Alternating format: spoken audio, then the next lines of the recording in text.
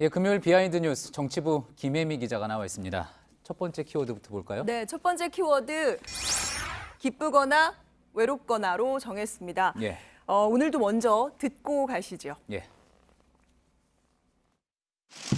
기분 좋다. 유치해 보이시죠?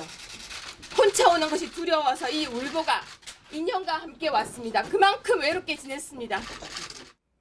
예, 기쁘거나 슬프거나 둘의 표정이 참 많이 다르네요.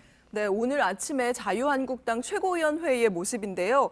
일부 당협위원장을 탈락시킨 당무감사 결과 발표 이후에 처음으로 열린 최고위원회의입니다. 예. 그래서 문 밖에서는 이 탈락 대상자라는 이유로 회의장 안에도 들어가지 못한 유료의 최고위원이 문 밖에서 홍문표 사무총장과 설전을 벌이고요. 또 고성이 오가기도 했습니다. 예.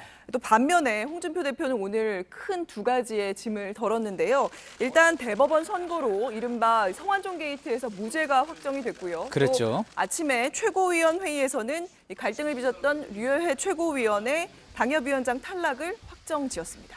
예, 그래서 계속 오늘같이 좋다, 기분이 좋다, 뭐 그런 이야기를 한 거겠군요. 네네. 자, 그런데 눈에 띄는 게 류여해 최고위원 손에 들려있는 인형입니다. 네, 많이 보셨죠? 유명한 라이언 인형인데요. 예. 류 의원 최근 이 인형과 굉장히 가깝게 지냈습니다. 이렇게 보시면 인터넷 방송을 할 때도 있고요. 그리고 인터뷰를 할 때도 있고, 그리고 뭐 아무 일이 없을 때도 수시로 이렇게 라이언 사진을 올렸습니다. 특별한 이유가 있는 건가요?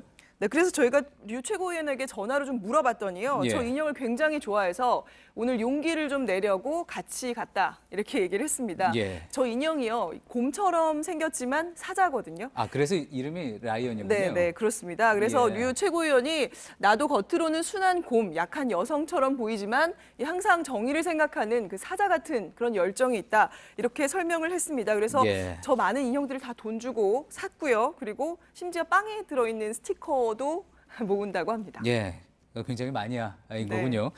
뭐 인형 좋아하는 거 개인적인 기호라고 볼 수는 있겠는데 자문이 비장해 보일 수 있는 그런 자리에 인형을 가지고 가는 거, 뭐 정치권에서는 뭐 이렇게 흔히 볼 수 있는 일은 아닌 것 같습니다. 네, 그렇습니다. 그래서 류해 최고위원 입장에서는 아마 이제 본인의 캐릭터로 삼으려고 하는 측면 이런 게 좀 있어 보이지만 예. 어쨌든 오늘 인형이 더 관심을 받으면서 사실 그 류 최고위원의 주장은 다소 좀 묻혔습니다. 예. 그래서 일부 네티즌들은 이런 반응을 좀 보였는데요. 라이언이 무슨 죄냐? 류해가 라이언을 인질로 삼았다. 의문의 예. 일패를 했다. 뭐 이런 반응을 보이기도 했습니다. 예, 알겠습니다. 두 번째 키워드 볼까요? 네, 두 번째 키워드는 나쁜 투표 대자비로 잡았습니다. 예. 역시 먼저 들어보시죠. 예. 당을 분열시키고 보수 야합의 늪으로 빠지게 하는 나쁜 투표는 거부해야 합니다.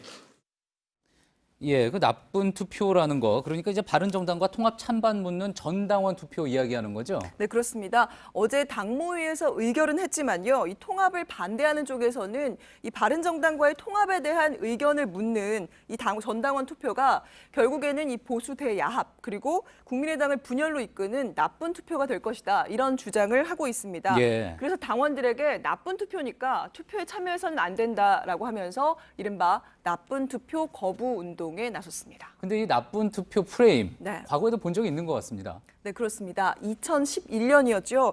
그 오세훈 당시 서울시장이 자신의 직을 걸고 이 무상급식에 대한 찬반 투표, 서울시의 주민 투표를 진행했는데요. 예. 그때 이렇게 시민단체와 또 민주당도 그 당시에 힘을 합쳐서 나쁜 투표 착한 거부 운동을 벌였습니다. 맞습니다. 예. 그래서 이 운동이 성공을 했습니다. 성공을 하면서 결국 투표율이 3분의 1, 그러니까 33%를 넘지 못했고요. 아. 그때 오 시장은 사퇴를 했고 예. 보궐선거를 치렀습니다.